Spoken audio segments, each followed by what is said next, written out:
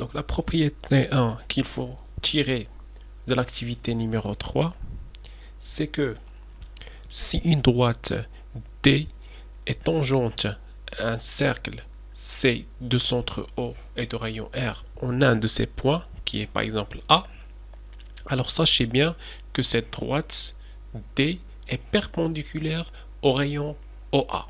Ça veut dire toujours, si vous avez une tangente à un cercle, sachez bien que cette tangente-là, elle est perpendiculaire à une droite qui est constituée du point de tangence et le centre du cercle. Ça, c'est la propriété directe.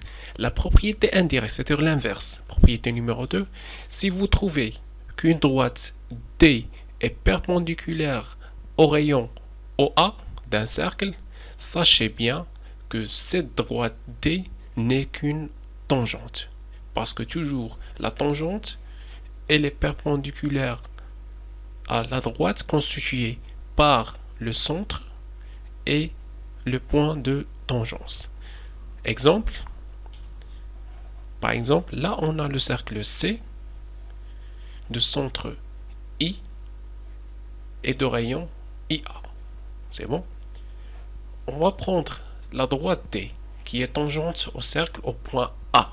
Alors s'il est tangente au cercle au point A, sachez bien que cette droite, elle est perpendiculaire à la droite constituée par les deux points I et A, ça veut dire par le centre et le point de tangence, toujours. Et l'inverse aussi, si on a une droite qui est perpendiculaire à une autre droite constituée par le centre et le point de tangence, sachez bien que c'est une tangente. Donc là, vous avez deux méthodes pour tracer la tangence. Soit la méthode simple, on prend le cercle, on prend un point, ensuite on trace deux points de telle sorte à avoir le point de contact au milieu et on trace la médiatrice. Ça, c'est la première méthode qu'on a vue. Deuxième méthode, il suffit de tracer ce rayon-là.